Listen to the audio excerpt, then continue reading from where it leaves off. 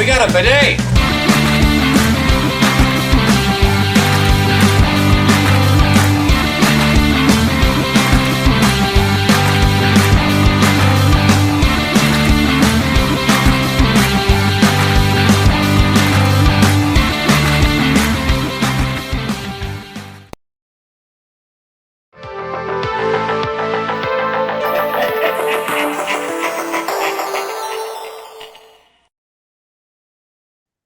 Hey everybody, and welcome back for another video. In today's video, we have our next Shoot the Sheev topic for you, and that is Solo. That is the movie that came out. We've been going through these Star Wars movies, and as far as live action, this is the next one in line chronologically. Maybe we'll go back and look at the Clone Wars movie. I don't think Sarah's even seen that one, but yeah, so we're talking about Solo this week. We'll talk a little bit about the movie as far as like what it was like when it came out, what was going on in the world, and then we'll talk about some tough love. Then we'll get into things we liked and wrap up. So kind of talk about what was it like when this movie was coming to be.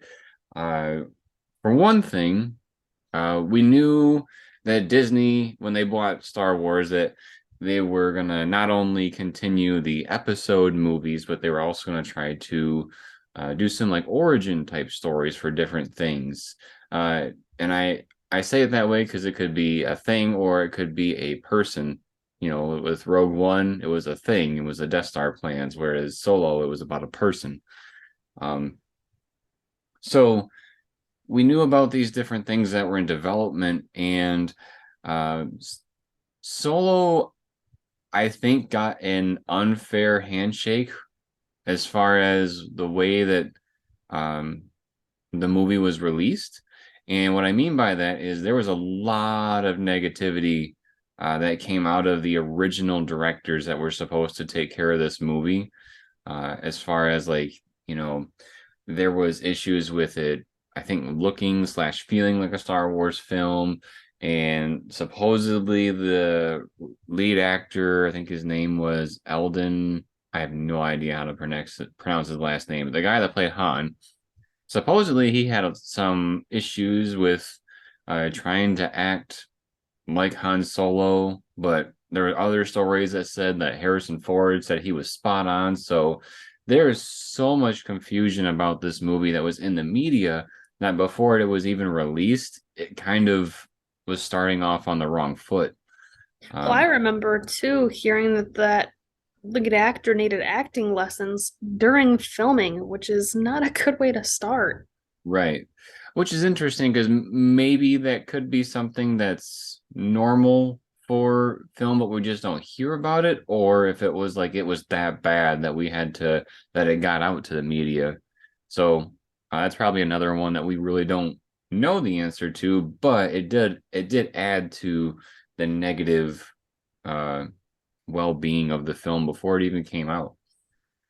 Some other stuff that was negative. They replaced the directors, so they fired the directors and they brought in Ron Howard, which you might be more familiar with his daughter because she not only stars in Jurassic World, but she also is part of the crew that directs and creates The Mandalorian.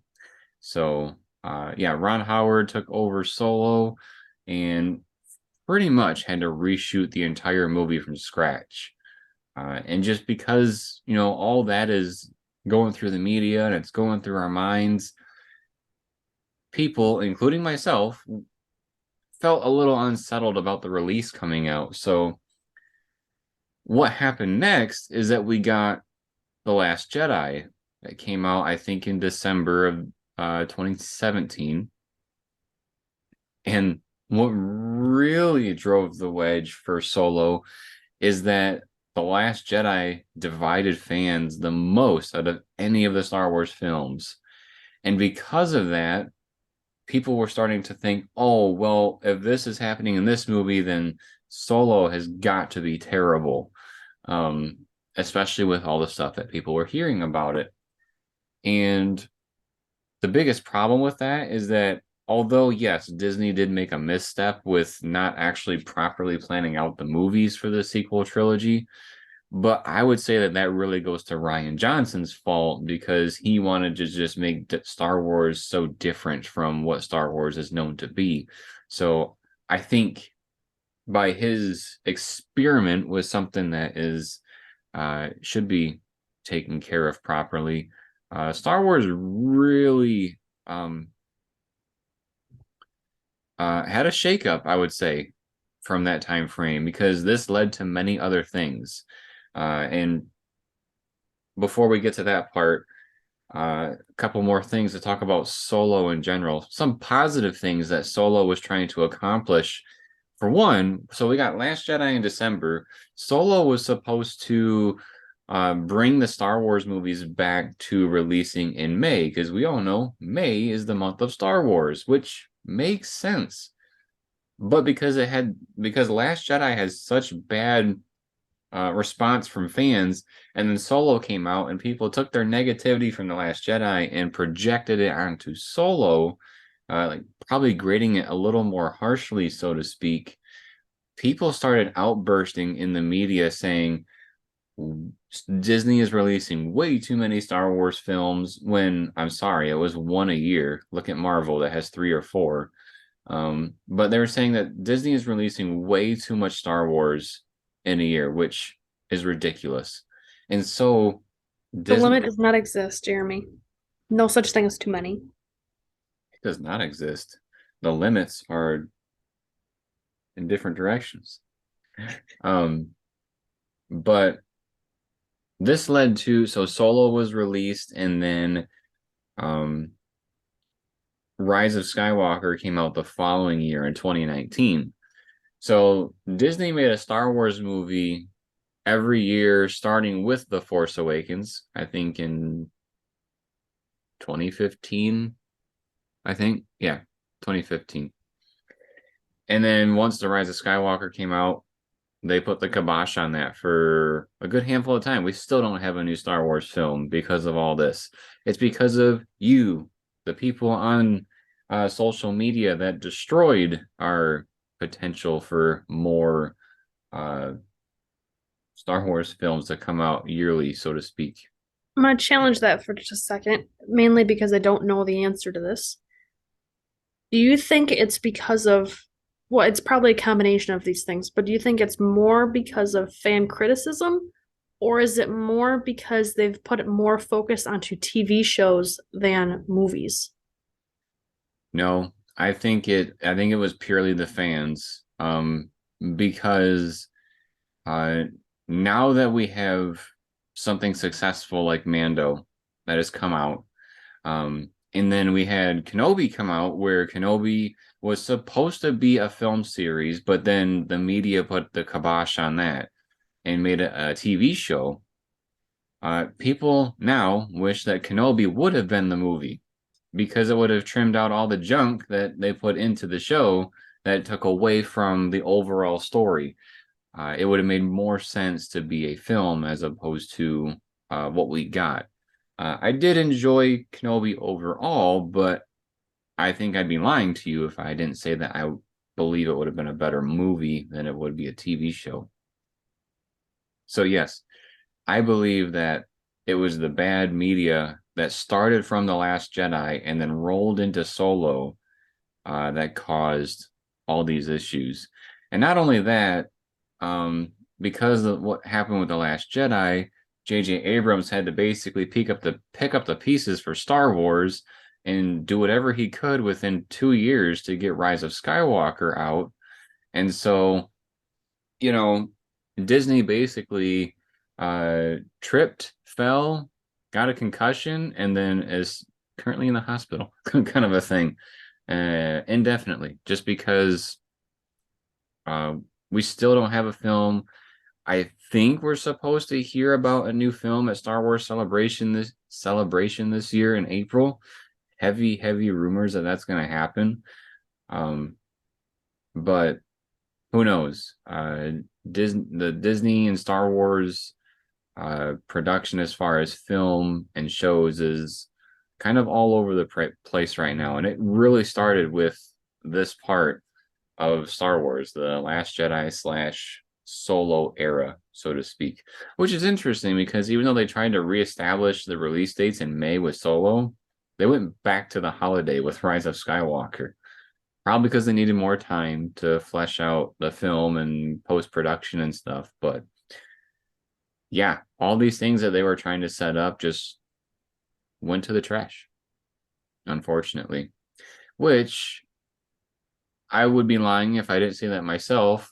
I did have my own negativities going into the film when we saw it in theaters, and I was disappointed, but uh after letting it breathe for a minute and then watching it without the negativity that surrounded it, it wasn't that bad of a film. And we'll talk more about that stuff with our um, tough love and uh, things we liked about the film.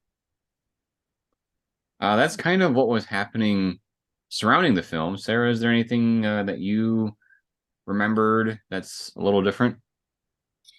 Um, I just remember, we've talked with previous films about like toys and merchandise and things like that. And not that we necessarily own any of the Solo toys, because again, we weren't super fans at the time of the film.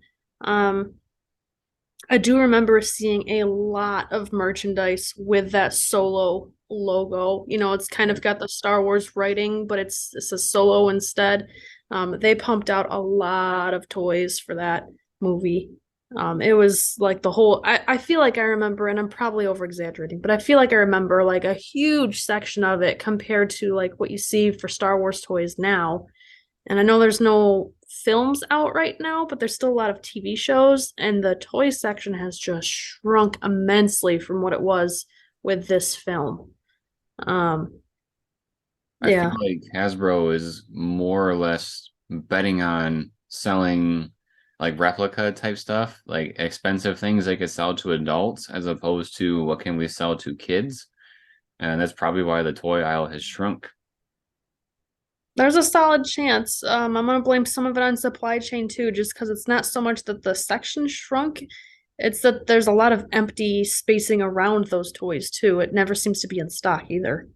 And that doesn't seem to uh rotate out at all. Like even though there's a couple of things on there, it seems like our local retailers, it's if this stuff isn't gone, we're not bringing any more in, kind of the idea. So, if you have one or two overproduced figures still sitting there, nothing new's coming until those are gone, which is super unfortunate. I cannot tell you how many times we've seen Zori Black Series figure and Lando Calrissian all the time. So yeah, it's unfortunate because really what the toy market has become is if you don't pre-order, you ain't getting one. And if you want to get one, then you have to pay scalper price. But in terms of Solo, I remember there being a big boom of toys around that time. What I remember as far as Solo toys is that after about a year or so, liquidation stores were full of Solo's toys. We talk about Ollie's on this channel a decent amount with the cool finds that we get. They have had, and I would almost be willing to bet that they probably still do to some extent. There's at least probably a couple in the area that have Solo toys still on their racks, just because there's been so much. I think I've even seen Dio a couple of times, like remote control Dio from Rise of Skywalker. So I guess the big takeaway here is that Solo unfortunately was like set up for failure from the start. Um, Nowadays, myself included, there are a lot of fans that want to see another Solo. I would rather it be a film, but my guess is that Disney would rather make it a show on Disney Plus because there's a lower budget. But I feel like with what they had and what they set up, being if you haven't seen the movie, sorry, this is a spoiler, but Darth Maul, he was in the film. We need to know more about what's going on with him and Kira. So they have a lot of cool things that they could expand on, but they haven't yet. So we'll just have to wait and see what happens. All right, when we come right back after this, we will roll into our tough love section for Solo. So stick around. Have you ever wondered what Amazon coffins are and what they're full of? Well, we got you covered here on the channel. Check out our playlist of our Amazon coffin unboxings where Sarah and I open up boxes that have Amazon returns and we share with all of you what we get in each of those boxes. If you ever wanted to get into liquidation and want to know what types of things you can find, check us out. Now back to our show. Welcome back. We are here now with our next segment of Shoot the Sheev, and that is our tough love section for Solo. So some things we really didn't like or feel that we were let down about. I already mentioned kind of in the intro that when we first saw it that I felt let down about the movie in general, but again, with getting rid of all the media that was surrounding the film, I feel like now I'm kind of at that place where I would say it's like an average Star Wars movie as opposed to a bad Star Wars movie. I wouldn't rank it in my top movies for Star Wars, but it's all right. I don't mind having it in the background. What's some tough love that you have for this movie, Sarah? I'm going to start at the very beginning. Oh dear. That opening crawl, because it's not a crawl. It doesn't say Star Wars to me with that opening messaging, I'll call it, because instead of having it be a scroll of words or a crawl of words of what's going on, they have some sort of an intro where it's, a screen of text, and then after say 30 seconds or whatever it is, it fades away, and then they have a different screen of text, and then that one will fade away, and then it's a different screen of text. I don't know, 4 or 5 times, something like that. Basically the equivalent of maybe 2 paragraphs worth the amount you'd see in an opening crawl, except it's not an opening crawl. I know we talked about this before, meaning you and me, Jeremy, privately, and you tried to tell me that it was because it's their way of differentiating it from the Skywalker saga, because Tried. all of those have that opening crawl. What'd you say? I said it's what they tried. Oh, okay. But to me, most normal films don't really start out with any kind of opening text at all, or maybe they'll just say so and so's apartment or the year 5000 or something just really small to give a little inkling of context of what's going on, not that much text. So if you're going to go through that many screens of text in the way that Star Wars does, why wouldn't you just have it be an opening crawl? Like, it already set me off on the wrong, like, it's like waking up on the wrong side of the bed. The whole rest of the day is just not going to be as magical as you'd hope to be. I guess what I would say in retaliation to that, um, we've been watching the paranormal movies with our friends lately. If you haven't seen Paranormal Activity, it's a pretty good series. They start their movies this way. I don't know if you remember that, but they do. I guess they do some. They also end their movies with a little snippet too of like whatever's going on since that last filming. But that's a very different style of filming, and I wouldn't say that that's standard either. That's kind of like a one-off.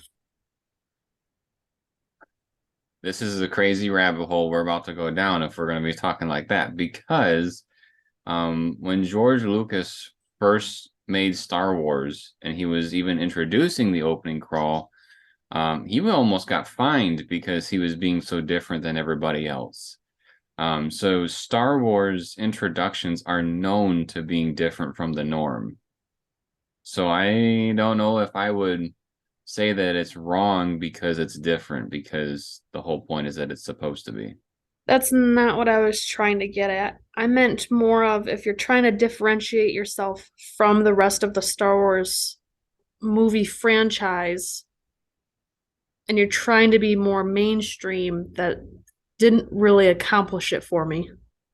I don't know if they were, but I Either get way, it. it's my I tough love. I didn't I like it. I think it should have been an opening crawl. I get that it's different and it feels a little funny because I would say that, but I think it feels funny because it's like the one or maybe two. I don't remember how Rogue One started. Um, there aren't many Star Wars films that did this, so it feels very different when there's nine others that had the opening crawl. So I could see it from that perspective, maybe. It feels different because it is different. An unnecessary change that makes you feel uncomfortable. That's a great way to start off a film. Yeah. Especially with the way the media was portraying it. Why um don't you go ahead and give one, Jeremy? I've got plenty. uh let's see. I have probably a decent amount of good things to say about it. But as far as tough love, I'd probably say one of my tough loves would be, oh, I know what my tough love is, and it's pretty big. I was thinking about it before filming, and now it came back into my brain. L3. I absolutely hate L3. Um, People are going to say that, I'm just a bad person because I don't like that she's trying to improve social injustices. But no, what L3 was is, let's say you're watching a Star Wars film, okay? And George Lucas puts like an overlay of CNN in the bottom corner of the screen. So you got Star Wars happening on the main picture, but then you got all these different social issues in the bottom right hand corner.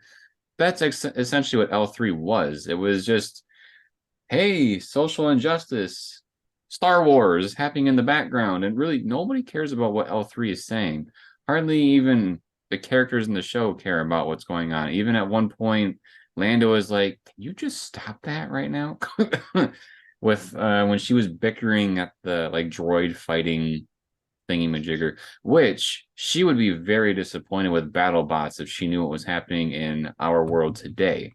And if you don't know what battle bots are, look it up. It used to be like remote control vehicle type things that had saws and hammers and stuff, and they would destroy each other.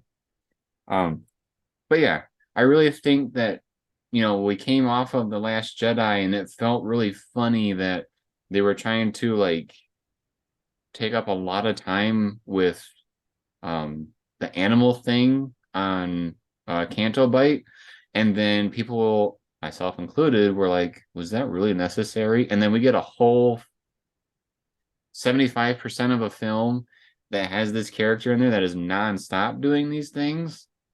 It was not for me. Um, we I will talked. say, I think her spot in the beginning, well, it's not really the beginning of the film, but like when her character is first introduced, and you see her talking to the robots or the droids that are in the droid fighting ring and stuff. If that part was removed and it was just seeing her later trying to liberate the um I almost said Chewbacca, that's not what they're called. The Wookiee slaves and the droid slaves, right? Where the coaxium is. If it was just that part that she was, trying to liberate those people, I don't think it would have been that bad. I think that would have been perfectly fine. You see something bad going on, you want to lend a helping hand, cool. But that first scene that we see her in with the droid fighting, that I think is what set it on the wrong tone. I think it's that scene specifically that made us not, at least for me, that's why I didn't like her. I think what's interesting is they're trying to humanize the droids with Yep. this scenario. And like, I totally get it. There are things that are similar to that in the real world. Some people they do like chicken fighting. The one that's more popular that is frowned upon is like dog fighting. And uh, in a way, you're kind of bringing the idea of that stuff to light with this, is saying, L3 believes that droids are quote unquote beings, but they're not. And we all know that if in our world, if we created robots that have feelings, humans would be destroyed just because we couldn't keep up with them. So I mean, L3 wasn't completely pointless because there's a part in the film later on where she's used to save the crew. but ultimately, I think L3 was kind of a very off slash weird character, not to mention that there was some weird like attraction thing between her and Lando. Um, That was weird. I remember Lando being a ladies' man, not a droids man. So it was really weird for that to be a thing. Because if you think about it, what are the droids in our world that people are attracted to? Use your brain, you know? And so it kind of had that connection to me, is just thinking that he has a lifelong version of that thing. I don't really want to bring to light what I'm referring to specifically, but if you know what I'm talking about, you know what I'm talking about. So L3, my biggest disappointment. Um, what's another one of yours? Um, I think the back and forth of when they finally deliver the coaxium to Crimson Dawn, or at least I think that's what his name was, because they called him something else. I can't remember what it was. Crimson But Dawn is the group. His name, I have it pulled up here. I think it starts with a D. Um, Dryden. yes, I'm glad that you clarified that for me because I thought his name was Crimson Dawn, but they called him something different, so it's very No, confusing. You said Crimson Dawn is Dryden? his name is Dryden Voss. He's the leader, the guy that has like all the scarring on his face.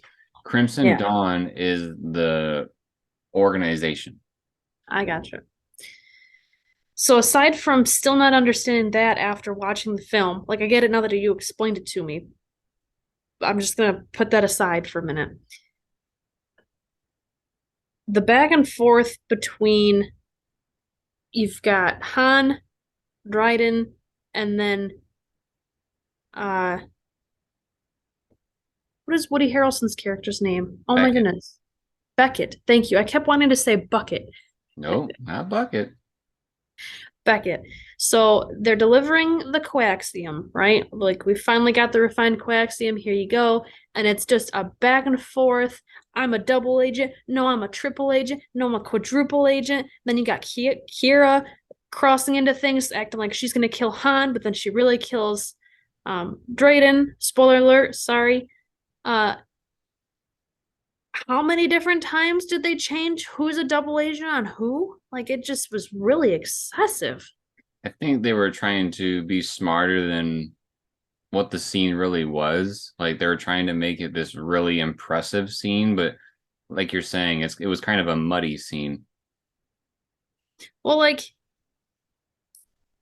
you want to try and trick Drayden, okay, that's cool. But then you've got Beckett, who's then trying to trick Han, but that's just pretending.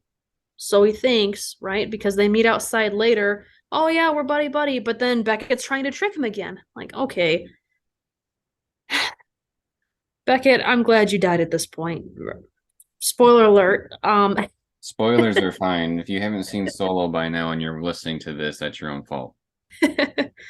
I just like he went from being a decent character, kind of at least, not a boring character, to somebody who like, okay, I'm glad your character's gone now at this point, because you just were basically a waste of time. How many times you went back and forth, trying to trick somebody, and it made his character seem so much more dumb. Wow. Am I wrong? I liked his character. So he was something I was going to talk about in the things I like. So, All right. Well, sorry to poo on your parade. eh. Oh, one other thing that would it's my tough love. It's not nearly as strong of a feeling as I was for L3. Um, but the like group, let's see, I pull up the name here. The name. I might butcher this name too, but Emphas Nest is the leader of that group that was like on the swoop bike things that were trying to prevent them from stealing the coaxium. The How like 10-year-old girl that was the leader of the group. yeah, I don't know if she's supposed to be like 10 years old, but I remember my first impression, that's what I thought was going on. And even to this day, I still kind of think that's what was going on. Maybe it was just because the actress was really young. Um, but yeah, Also pretty small, like short. yeah, so the way that the character looked um seemed kind of weird that it might be a child. So that really didn't click with me, especially since before the reveal that the person was that looked like a child, I thought the character was cool. I really liked him. And I was hoping that visually what was going on was actually just a creature and not a masked person, if that makes sense. I was hoping it was more like an alien as opposed to a human. So it was disappointing to me to find out that it was a human, let alone I thought it was a child. And again, like I said, I don't have a distinction whether it is or not. So I mean, to be fair, I've been told a lot of times I look like I'm 12 and I'm in my, mid to upper 20s. So she very well could be somebody who is older, but to have that kind of a look, like there's a lot of things you can do with makeup and stuff to make yourself look older or more age appropriate for that character being the leader of a group. Um, I think they could have made her a bit more interesting, or even just a bit more look more likely to be the leader of a group versus looking like a child.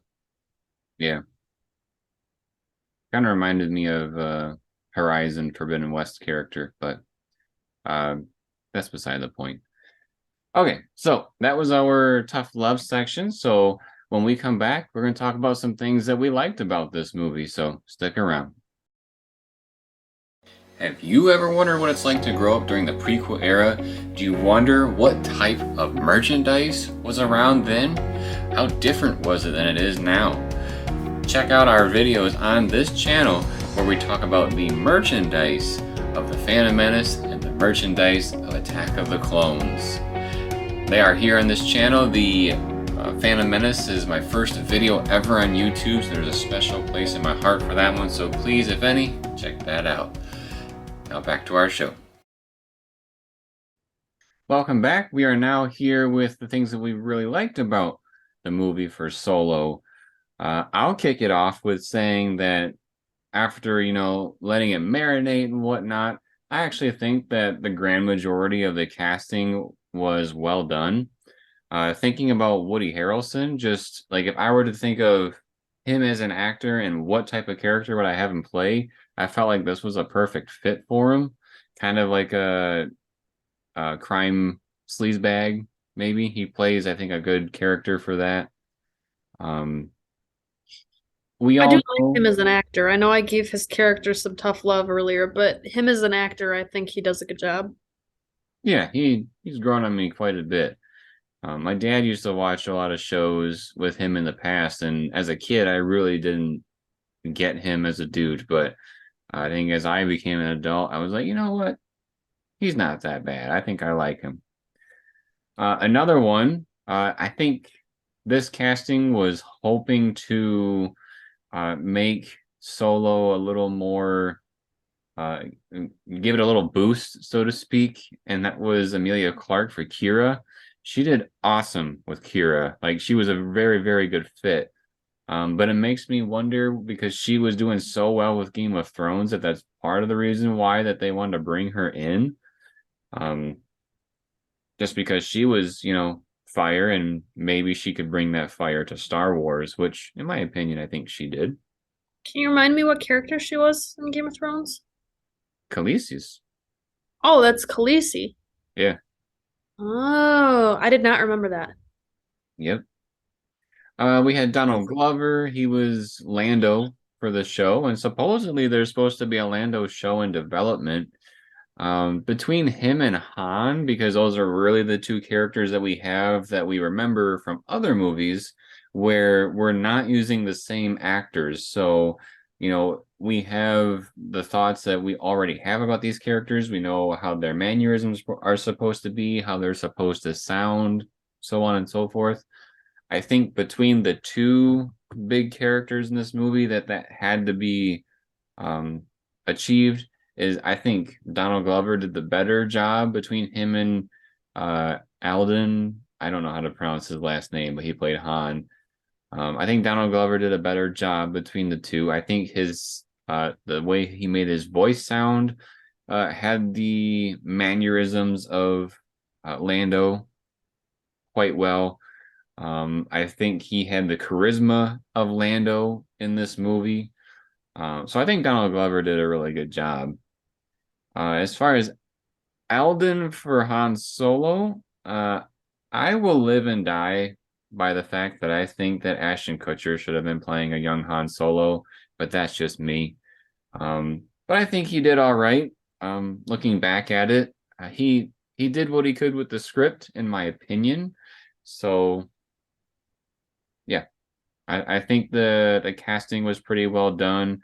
I have my own opinion about Han, but that doesn't take away from the fact that the actor that they did use, he did a pretty good job. What's something that you liked? So this is something really small, but I really liked Kira's character from a standpoint of like she's done what she's had to do to get to be where she is. She kind of lives a cushy life, like, she dresses very nicely. She doesn't live in the slums, but she's also kind of in some ways a slave. So like, it's not the ideal life, but she's made a decent life for herself, I guess you could say. Um, the way they made her character look from, the hairstyling to the makeup to the costumes that they had her wear. Costumes, I'm going to use loosely. Outfits, it's not like she was really in a costume, but outfits. I don't know. I really liked her character as a whole in terms of the whole character development, all of it. I liked it. So you said that was a small thing. I have a small thing that I want to say. It literally is really small. Like maybe I don't even know if it was in the film for a minute. But when Han and Kira are taking the coaxium to the Imperials and trying to get away, find a way to get off the planet that they're on and basically run away together, there was an Imperial like recruiting film thing playing in the background, trying to say, join the Empire, everything is great. And they used Darth Vader's theme song, but make it like a joyful version of it, like not intimidating, as if like the joining the Empire is the best thing in the world. And so I think that it was kind of funny that they took the Imperial March and then actually used it as something in Star Wars. Because when we listen to the Imperial March, it's to tell us, oh, big baddies on the screen. But to them, it's like an anthem for the Empire. So it's kind of cool that I don't know if it's not considered breaking the fourth wall, because that would mean that they're talking to us. But it's weird how they took something that wasn't in Star Wars, but it's iconic, and found a way to put it into Star Wars and give it some life. Kind of like an Easter egg. Yeah, I call it an Easter egg. Or a callback. Along those same lines, we've got a scene where Kiara, am I saying it right? Kiara? Kira. Kira? Yeah. Oh my Kiara is from The Lion King too. So Kira? Kira, yeah. Kira. Okay. My apologies. We've got a scene where Kira's trying on one of Han, or not one of Han's. It's one of Lando's capes, and so she's got her and Han in there in his like closet, if you will, talking about his different capes and too many capes, blah blah blah. Just a little small talk, but you've got a scene where they get kind of an intimate moment. They're essentially in a closet and it's just the two of them. They have a minute just to talk amongst themselves and they're like about to kiss or whatever. And somebody comes in to interrupt. And it's just like one of the original films. I don't remember which one it is. Probably Empire. It was Empire. Is that number 4? 5. Goodness gracious. Goodness. We just got downvoted. I am so sorry. In my eyes, I thought it was in number 4 that this happened. Apparently, it was in number 5. I am so sorry. I at least am remembering a scene correctly. I just couldn't remember which film it was from. Sorry. We're going to get to these films. I will get to the bottom of this, and I will learn my film structure. I promise. I'm working on it. Okay, anyway. There is a scene in a different film from number five, apparently, where we've got Han and Leia, and they're in a similar closet on the Millennium Falcon, I believe, um, which is the same ship that Han is with Kira on when this happens. And they have an intimate moment where they're able to talk together and they're able to, they're about to kiss, and C3PO interrupts. And so it's kind of like a callback to one of the original films. What are you showing us? I'm just letting everybody know it's this one. Because Sarah needs some help, so it's this one. It's number five. Thank you so much for making me visually see number five. I appreciate that. Yeah. Um, but anyway, okay, the whole reason why I brought this up is that I thought that scene was really neat to see because it's kind of like a callback, but it's a callback to Han's future because that hasn't happened to Han yet, the character, but we've seen it before. So it's kind of a callback, an Easter egg, if you will, to Han with some other girl. So, yes, thank you for showing me again. No, I'm showing the scene. Okay. Can't even hardly see it. Well, because of the green screen stuff, I have to come with it. There you go. Here you go. So, yes, that is the scene I'm talking about. Um, I thought it was cool that they had that kind of call back, call forward, illusion, whatever you want to call it, Easter egg. So on a different note, where I won't embarrass myself with remembering what film numbers are what, another cool thing about this film was, and you're gonna have to help me with the name of the character here. Um, it was one of Beckett's buddies who died trying to drive the ship. Rio. Yes. So him. I liked him. I don't know what kind of creature he was. He kind of looked like a orangutan monkey of some sort, but obviously a lot more dexterity than just a monkey. Um, He's because fun. he was fitting into one of the Imperial suits in the war. He was obviously very short in it, but they'd somehow attached the helmet to the suit so it looked like it was a full soldier. Um, I thought his character was interesting looking and just a fun side character. Yeah, he had some fun comedy when like they were teasing Han about, "Oh, are you doing this because, you're trying to find a girl?" He was like, "A girl? Does she have sharp teeth?" It's kind of a funny little quirk to, he's a teeth man apparently. Well, he had kind of sharp teeth, didn't he? Yeah, I think primates do have sharp teeth. Another little small thing from this film is that Warwick Davis gets to be in the film. Um, Yes. yeah, I think he was part of the group that we were talking that had the child-looking character that was leading the group. Either he was a part of that group or he was part of the settlement that they went to because they kind of met in the same area when they were trying to bring the coaxium back to Crimson Dawn. So yeah, he gets to be. I wonder, is he in all the films, all the live action films? I have no idea. I don't know. That'd be interesting to look up. I am on it. Let's see what other good things came out of this film. I thought it was cool to see Sabak, um, and also the Kessel Run. That was an interesting thing to see because we always had this thing about where Han did the Kessel Run in 12 parsecs or whatever it was, and then we there was always this confusion of whether it was time or distance, and they finally showed it in this film. It was a distance, so and it seems like he kind of uh messes with the number too, because Chewie was trying to correct him, saying, like it was really this number, and Han was like, close enough, kind of a thing. His debut was in number six. Oh, that makes sense. That makes sense because he was the Ewok. So no, he's not in all the films, but he's in quite a few of them, to say the least. He is also in the TV movie called The Ewok Adventure. Mm. It's probably Wicked. Yes. But Wicket was his first, at least according to IMDb, his first character he ever played as an actor ever. Wow, that's cool. All right.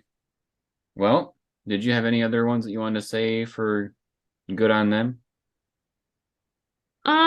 I feel like that's a pretty good wrap up right there in terms of those things. I know it was a lot of small things, but small things can add up, right? That's kind of what can save a film that has a bad rep.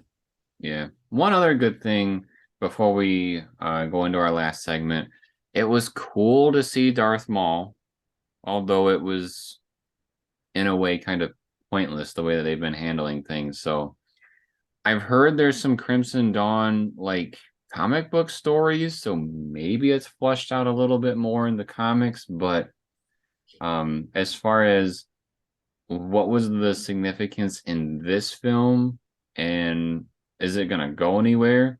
That has some issues, but again, it was cool to see Darth Maul again. He had his mechanical legs like he's supposed to. They showed his new lightsaber in live action, which was neat, but I'm not sure what the point was of him turning on his lightsaber just randomly to show it. I kind of wondered too, but maybe it was an intimidation factor, like trying to, tell Kira, you don't step out of line with me kind of a thing. Maybe a power move, but who knows? All right. When we come back after this, we will talk about just some loose ends, things we might have forgotten to mention before in our sections, and then wrap it up. So stay tuned. Have you seen The Mandalorian? Do you wonder what Operation Cinder was that they mentioned in this show? Well, we got you covered because we have an entire playlist dedicated to the Star Wars Battlefront 2 campaign, which highlights Operation Cinder. So if you check out our playlist, you'll be able to see what actually happened with Operation Cinder and know what they're talking about with the show. Now back to ours. Welcome back for the final segment here for this week's Shoot the Sheev. This is just kind of where we wrap it up, talk about our final thoughts of the movie.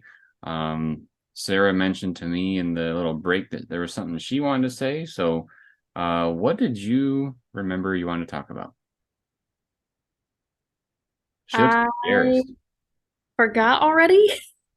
Wow, you Must not forgot. have been that important. You forgot But what you forgot. I that think it was from the tough love section. That's I what you remember that much, but I don't remember what it was. This is embarrassing, everybody. Oh well, maybe it'll come back to you. I'm Um, sorry. It must not have been very important. that's terrible. But so some things about the movie, just to kind of wrap it up here. Um, one thing I will say is that a shout out for one of our friends. His name is Pete. I think Pete was the one that brought some love to the movie Solo because when we saw it in theaters, us, our friends, whoever, we all came out negative about this movie when it first came out. And again, I think it had a lot to do with what happened with The Last Jedi because I didn't like it then. I don't like it now.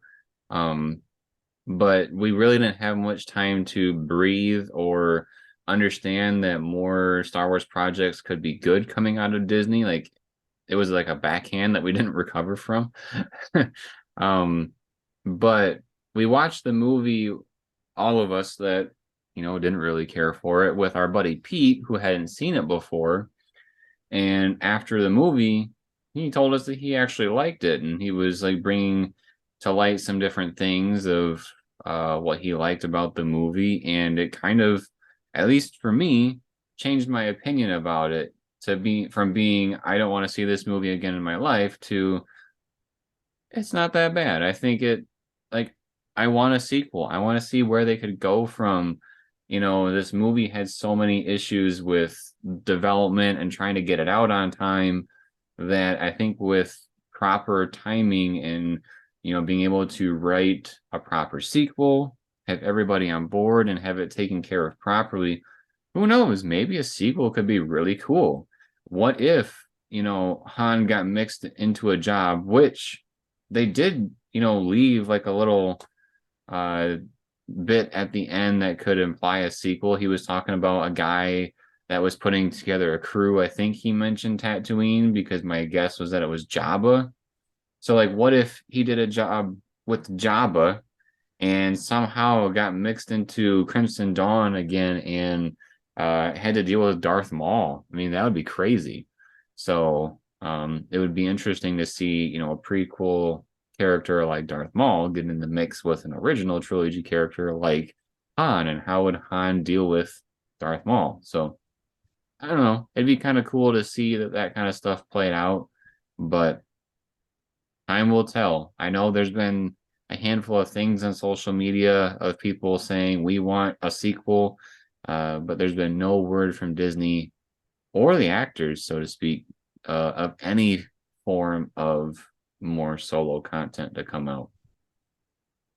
I feel like what I wanted to mention earlier was I was going to bring up Darth Maul as a tough love spot, but we kind of already brought him up in the love spot, if you will, and talked about both sides. And really, it was just that I was disappointed with how little we got to see him.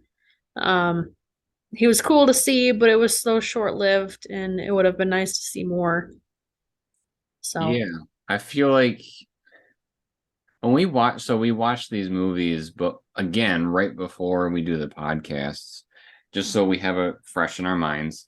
And when we were watching, I felt like I wanted that to be a deleted scene.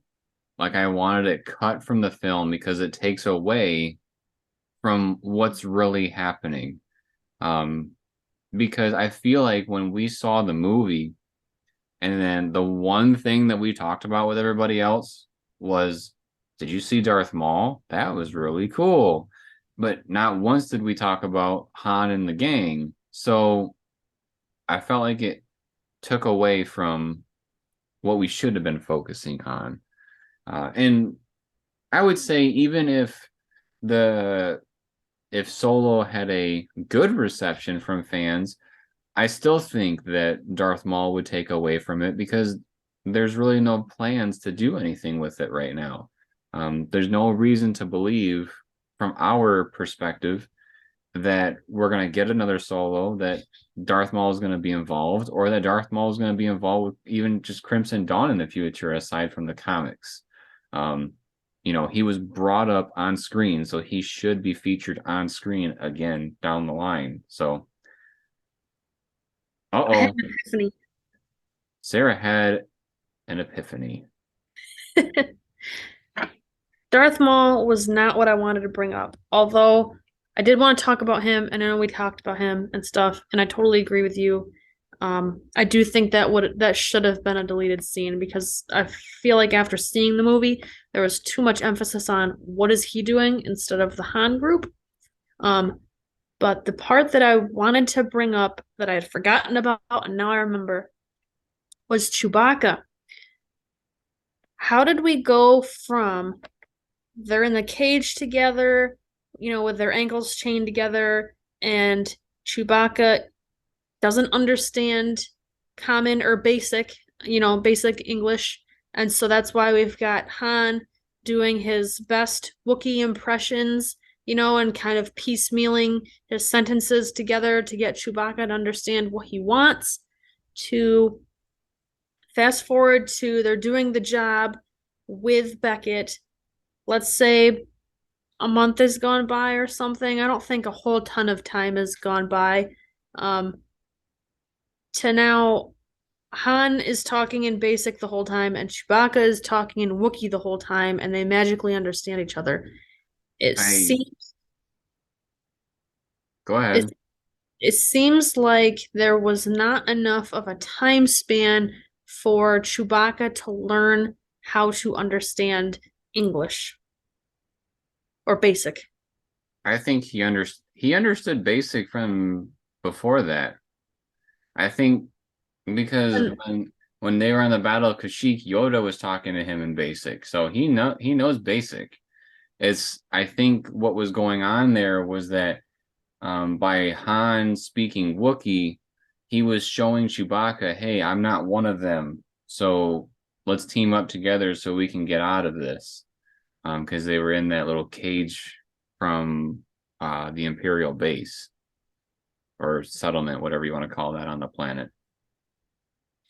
To me, it seemed like a it's really funny when people try to replicate what a Wookiee sounds like. Let's throw that in for some comedic relief with no real purpose. Like, I hear you, but I don't believe it.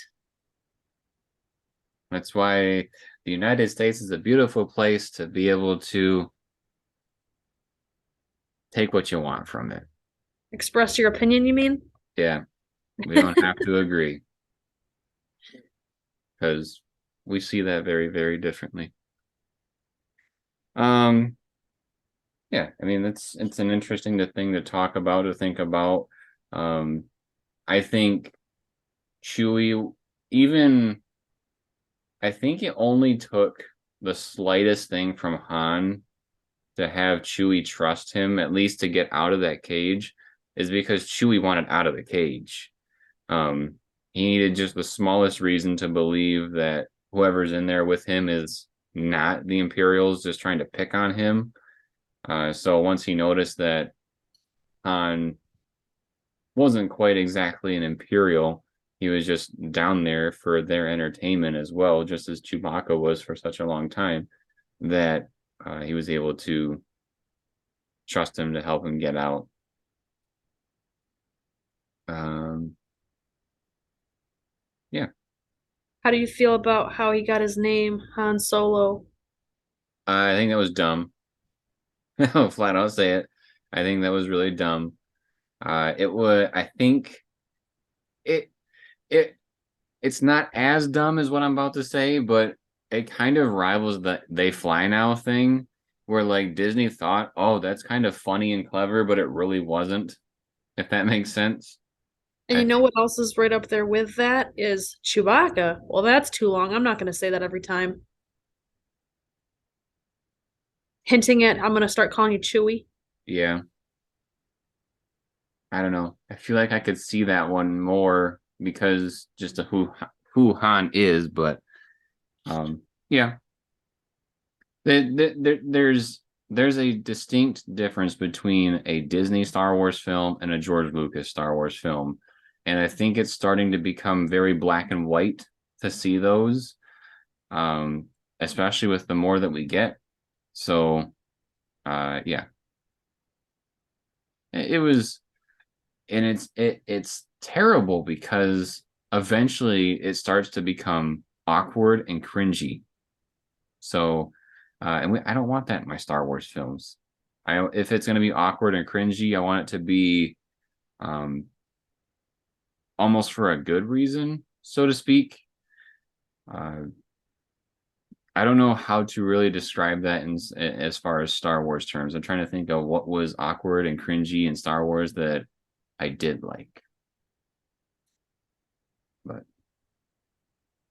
some people might say um, Anakin turning to the dark side, that was kind of cringy, but I don't think so. We were watching, for those of you that have seen The Big Bang Theory, we were watching it not too long ago, and we were watching an episode where um, Leonard, there's his name, where Leonard was trying to basically um, impress Penny with uh, saying that girls would know if they were on a date with Leonard, that they would know because he's just that good with dates. And the way that he rambled about it was super awkward and cringy, but it was good because he's a nerdy character and that's how it would fit. So it's kind of like that dynamic where if it makes sense, great, but if it doesn't, it's stupid. Tell me how you really feel. It's stupid. That's how I feel. All right. Well, we'll go ahead and wrap up this podcast today. We talked about the movie Solo. It's called Solo, a Star Wars story. Who knows if we'll ever get another Star Wars story again? Because again, they were trying to, do something different than the mainline movies, and that's what they decided to call them. Yeah, who knows if we'll get any more. If you enjoyed this type of video, make sure to subscribe to the channel and turn on notifications. Some cool things that we got in the future. Mando is out now, so we've been doing videos talking about The Mandalorian, which we'll be doing every week with every episode that comes out. We've been talking about The Bad Batch, and then we have Jedi Survivor coming out not too far from now. It's next month, so stick around for that. We are currently playing through Fallen Order, so if you like gameplay videos, check those out. We are playing them, a little bit here and there as we get closer and closer to Survivor. And one other thing that we'll probably mention on the channel is the book that came out. I do have it on order. It's coming out. I think it shipped today, maybe. We got a notification about it. So soon we'll be talking about that as well. Drop us a like if you liked the video and drop us a comment letting us know your thoughts on Solo, a Star Wars story. And then, as always, everybody, thank you for watching. We'll see you next time.